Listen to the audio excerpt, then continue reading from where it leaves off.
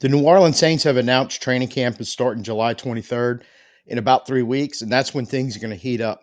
Not talking about the weather so much as the battle for the starting quarterback position. We're going to review phase two, talk about phase three, and a few other things. I'm Tim. Let's talk Saints. Before we get into the upcoming phase three that starts at the end of July with training camp and then moving into the preseason games, I think it's very important to review what actually went on in phase two. Kellen Moore himself described phase two as, he kind of used phrases like it's the learning phase or the teaching phase. And they were doing a lot of, I don't know if intellectual type stuff is the right word here, but that's just what I'm going to go with for lack of a better one. But basically, they're installing the offense. And this is respective to the quarterbacks, not the whole team, but they're installing the offense, the verbiage, the concepts, making sure everybody's on the same page or trying to make sure everybody's on the same page and knowing what's going on. It was a less focused on the physical because they didn't do any 11-11 or any contact. And he said specifically a lot of that was because they wanted them to focus on this and not the physical part. The physical component happens in phase three. In about 3 weeks, it's going to start. And I thought it was very important because I'm going to run this out to you from the quarterback position. I often wonder how many times young quarterbacks with actual talent are just killed from the get go because they weren't brought along kind of in the way that Kellen Moore was describing. They're trying to bring these three along, and mostly it was the two because of Hayner's unfortunate injury very early on in phase two. That they need to get this stuff down because they could have all the talent in the world in every aspect of playing quarterback, but this is the kind of stuff that they're setting themselves up for failure if you can't do some of the stuff that they were emphasizing. Situational football, so to speak. Knowing when you got to take the check down, when you have to go deep, staying on schedule, all that kind of stuff. Plus the actual play calls, learning the verbiage, making sure you're learning what everybody else is doing, because as an NFL quarterback, you kind of need to know that. So I just started making a list of all the stuff that happens pre-snap. And I know I don't have everything on here, but all I know is if you're an NFL quarterback, for lack of a better phrase, you're constantly dealing with a lot of shit going on. It's just the way it is. There's a reason why quarterback is the most important position on a football field at any level and the hardest to play at any level, and especially so if you're going to try to play it at the NFL level, right?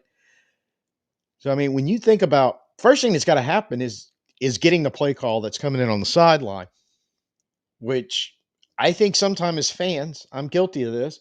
You don't really put enough thought of what's going on. Now I'm gonna give you an extreme example.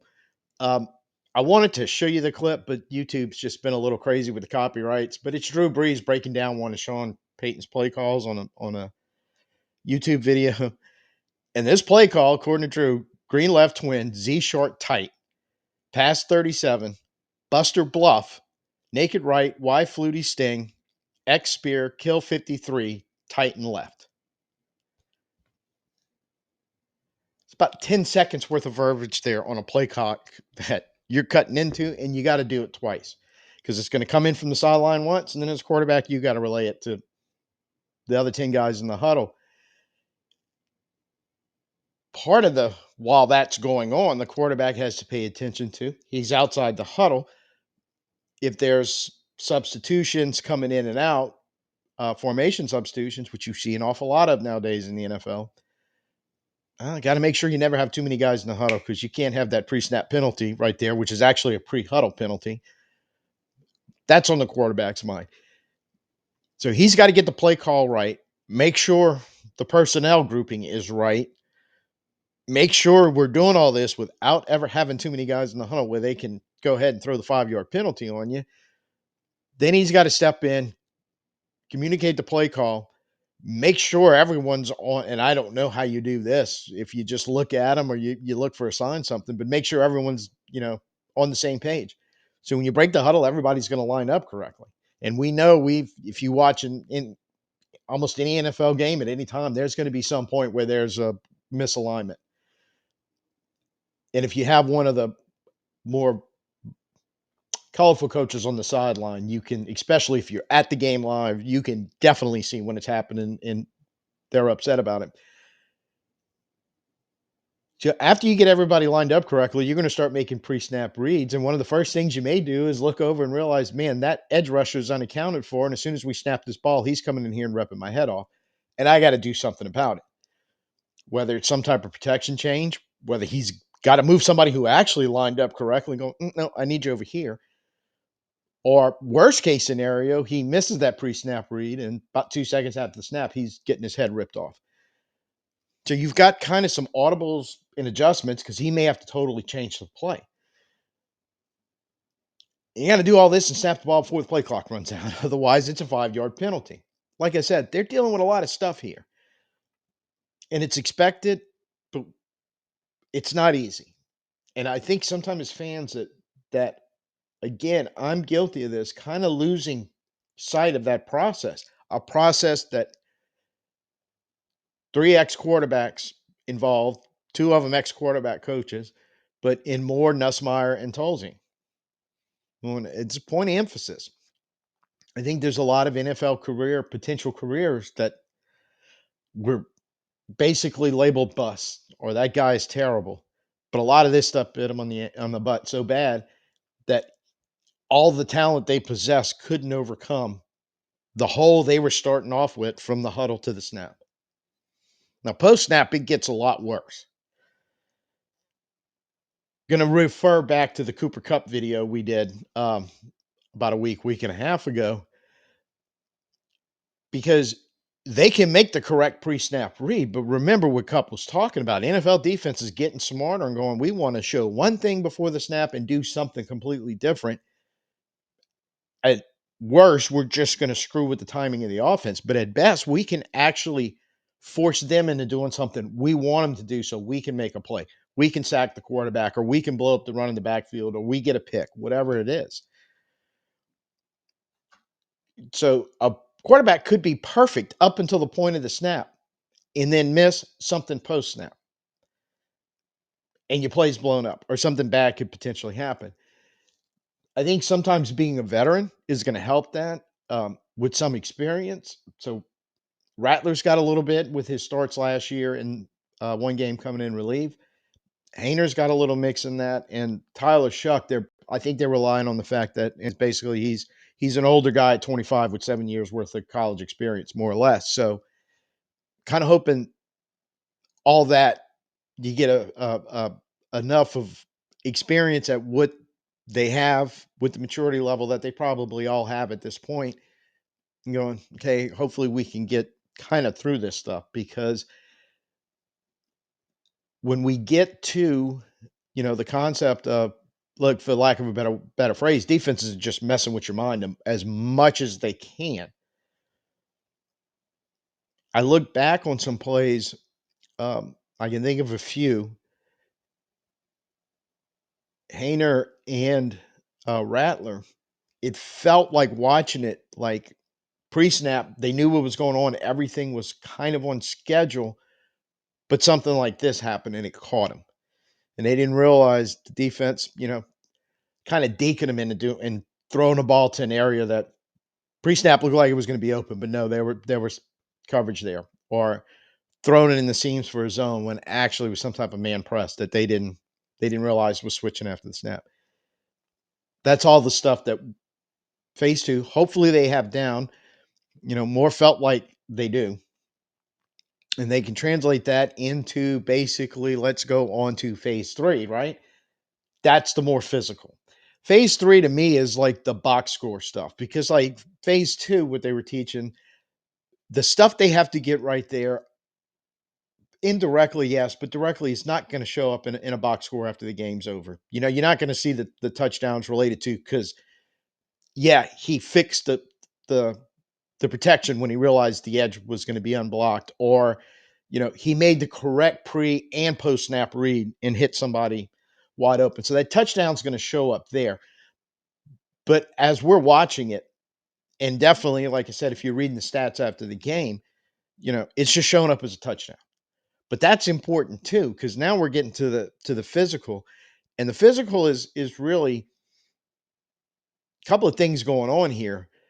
The more physical part of it, it's going to be up a little bit from say 7-on-7. You probably not getting as much as the contact that can come between pass catchers and defenders covering it, where that physicality comes in. You probably got some, but it really wasn't a point of emphasis. So I'm kind of under the assumption nowhere near close what you're going to see at an NFL game. In that offense versus contact is also, now they're probably not going to be able to drill quarterbacks like they're going to be able to do in the regular season, but you're going to have live offensive linemen against live pass rush. And so that pressure coming in, even though the quarterback probably knows they really can't touch me and slam me to the ground, they are going to realize I didn't get rid of the ball fast enough. And if they don't, the coaches definitely will and go, yeah, I'd have gotten my head taken off on that play. I made a mistake. Or at the same time, doing the right things, a lot of that from the phase 2 component in the phase 3, where it allows their arm talent or their mobility or their pocket presence and able to keep a play alive, having to make an off schedule throw, which Kellen Moore is very big on and talked about quite a bit during phase 2. All those physical traits, those are the ones we can see. Those are like the wow plays. And if you make the play as a quarterback, if you got the talent, and it's definitely going to show up on the box score because you're going to have yards, you're going to throw touchdowns. Your completion percentage is going to be good. Your mobility is going to help you. You won't be taking sacks. That won't be showing up. Touchdown interception ratios, another big one. Go on down the list. You got to have the physical talent to be able to do any of that. I don't care how much you're awesome at what we're talking about in phase 2. If you can't physically play the position at the NFL level, you can't play the position at the NFL level. I think Rattler last year, from what we saw, has some considerable arm talent and mobility. Shough, from what he shows up kind of on his college video, same thing. Haener, and I think there's 3 different quarterback styles, more or less. 'Cause I don't really think you're ever going to get 2 quarterbacks exactly the same, right? But I get the feeling Rattler and Shough are a little closer in style, and Haener, I don't want to use the word outlier, but a little more differences. And I think Haener's strength comes in from what I could see last year in some of the games he played. Kind of that intermediate guy, very good at getting rid of the ball quick and being really accurate with it and hitting guys where they can do something with the ball. Kind of a rhythm passer. And I think I was in the game at Washington last year. It kind of looked like they were struggling to get him going. And he never did. But I don't know. I don't know if the change in having this much quarterback experience in the quarterback room and a style of offense where Kellen Moore basically coordinates his offenses to go, I'm trying to fit the skill set of the players. So I'm going in a roundabout way, emphasizing that, saying some of this could have just been they weren't necessarily great fits in what Kubiak was trying to do. Or Kubiak wasn't making maybe enough adjustments or a better play calling to kind of help him out. And we'll never know. After 1 year and with all the injury problems, which is another issue they had to deal with, we're just never really going to know. So I find it hard to project for the 2 guys that we saw play at the NFL level last year, how that's going to translate when you get into phase 3. The only thing that I feel pretty confident in going in is when you're looking at who has the edge, kind of the ranking between the 3. I think Rattler was starting off on the best foot. He got the most playing time last year against. Look, I get it. The numbers weren't great, and in some situations, really, really bad. Um, showed some flashes at times, but most of the time it was a real struggle. I get all that. And I get a lot of it had to do with offensive line problems and injuries and all kind of other issues. But he was out there playing the game and the speed of the game and at least getting a taste of what this decision making process at an NFL level compared to the college level, where he was a pretty good quarterback for a couple of years, where the differences are. Second year going in, can he adjust? Same thing with Hayner, just not as many snaps. Shough, like I said, we're just relying on the fact of 7 years of college and see if he'll be able to process and move along as fast. So I think Rattler's got the edge. I think Shucks too, and I think the biggest knock on Hayner, other than the fact that when you're looking at two quarterbacks that are kind of similar in styles, and one of them is the guy that the new head coach and the new coaching staff wanted and drafted him in the second round. I think that I don't want to say Hayner has no shot, but you get what I'm trying to say here. That it's kind of like, maybe Hayner is a little behind them. Then he gets the injury in OTAs, which to his credit, he came back quicker than they thought he would, and he managed to do some stuff at the end of OTAs and in mandatory minicamp. So he wasn't completely shut down, and he was there for the classroom learning part. So the lack of reps probably going to hurt him a little bit, but and set him back a little more. But it could have been worse, where he was, had been an injury severe enough where there was no participation or nothing he can do.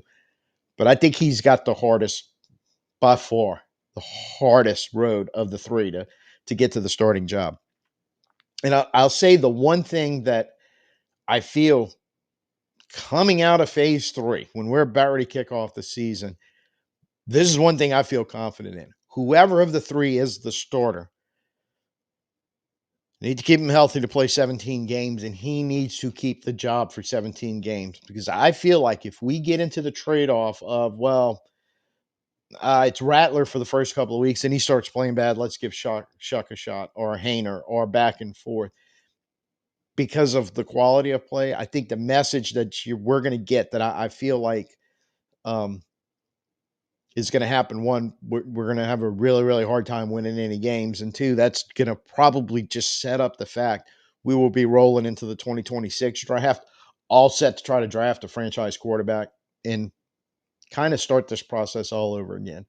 So my hope is one of them wins the job. Whoever the best man is for the job wins it, gets better each and every game over 17 weeks, where these guys aren't looking over his shoulder. And now we have a decision where, can we use this guy as our starting quarterback in the future, which would speed up the rebuild? Or, hey, no, we've got to go the draft the franchise quarterback with our first round pick, or try to do something there. So to me, getting into this phase three with a lot of uncertainty, and we won't know till we see it. And we really won't know till we kick off game one, when everything gets physical and real physical and real quick. It's going to kind of be a guess and a crapshoot. But like I said, I think the biggest problem that we can come out of that is just have three guys trading off that starting spot throughout the season, with the recognition going, none of them are the guy. Before we wrap this up and get through the outro and all that stuff, there is one thing that I want to bring up. It's a channel, another YouTube channel that I watch quite a bit. Let me pop it up, and I'm going to do it for a reason here. It's Football Merit. It's started by a young man, Caleb Merritt, who's plays for the University of Wyoming. He's a wide receiver and a defensive back. And for lack of a better phrase, is he does a great job of providing the YouTube version of football for dummies, because he can break down videos and concepts that I have a basic understanding of, and I think he kind of does it, that most football fans have some type of basic understanding, maybe a little deeper, but he can just break stuff down and you go, oh, wow. Light bulb goes off going, oh, wow, man, I really get what, people who cover the game are talking about. It's helped me out a lot on this channel. So wanted to give him a shout out for that because he just recently had a video that's called, and I would advise you to go watch this one. Four smart things every smart, screwed that up. Let me do it again. Four smart things every smart football fan should know. And he breaks down kind of four simple concepts that when he starts talking about them, you realize sounds simple in name, but they're a little more complicated. But he explains it in such a way the complication goes away, and you're like, oh, I get it. But he's talking about 2-minute formula, which he's specifically addressing what fans should be looking at in kind of these situation, what's going on. 2-minute formula, which is a microcosm of the bigger picture of staying on schedule, right? And being able to run the offense. And as a quarterback, being able to, you know, really quickly adjust with what's going on the football field. It's situational football is at its best and most important. The second one, read grass, not guys. The third concept he talks about is understanding motion, kind of again, pre and post snap reads, as well as understanding what you're trying to do offensively and what the hell that defense is trying to do to stop you before the snap and after the snap. And the last one is quarterback composure, kind of self-explanatory, but decision making, how he handles everything in the pocket, or if he's got to leave the pocket, but most importantly, don't panic is kind of the deal there. It's going, look, you're the guy, you got to be the leader, you got to get us through this. Now, the reason why I'm bringing that up, because the next video that I will do, hopefully could be the very next video, but this one might take a little more time and it may come a little further down the road, is start pulling some footage of Shough from college, Rattler and Hayner from some of the stuff they did last season, and kind of applying it to the concept that he's introducing, with the idea being that once we get into phase 3 and even into the preseason and then the season, some of these simpler concepts that as fans, we could sit down and watch the game and go, hey, that ball should be going after the snap to the middle of the field because they're in this coverage. And then being able to recognize, well, the defense didn't stay in that coverage post snap. They jumped to something else, and realizing, okay, well, now he's got to take the check down or whatever the case may be in the play calling and in the execution of the play. So that's why I was bringing it up in case you want to go watch it, that I'm going to try to, like I said, look at the three quarterbacks that are going to be fighting for this job and try to give us some idea, especially once we start getting footage from preseason games and some practices and all going. These kind of concepts are our guys getting it? Because what we don't need, um, you know, any type of coaching on is you can tell if a guy can throw a football. You can tell if a quarterback is accurate. You can tell about his mobility and all, again, that physical phase 3 stuff. So wanted to give you a heads up on that, a chance to go look at some of this young man stuff. It is really, really good. And I'm a subscriber to his channel because he, like I said, he helps an awful lot for a fan to understand kind of simple yet complicated, but made some simple concepts. So that's what we got for you today. If you like what you saw, please go ahead and hit the subscribe button. Definitely give me the thumbs up. Keep feeding that algorithm. Um, and you guys have just been sensational um, in helping the channel grow and participating. And I thank all of you for that. Also have to mention, or actually, it's more of an apology. Sorry, this came a little late. It's going to probably be Wednesday noonish when I'm able to finally get it uploaded and out. Came back from the vacation, all set to do this video until I walked in the front door after a week and middle of a heat wave, my air conditioner went out. Kind of been dealing with that stuff for a couple of days. So now I'm catching back up and trying to get back on schedule. That's why I don't quite know if I'm going to have time to do the video. I intend it as a follow up to this one, but I'll give it my best shot. If not, there's other topics out there that we can talk about. But either way, we're going to keep it interesting. We're definitely going to keep it real. And until I see you next time, I'm Tim. Peace out and who dat.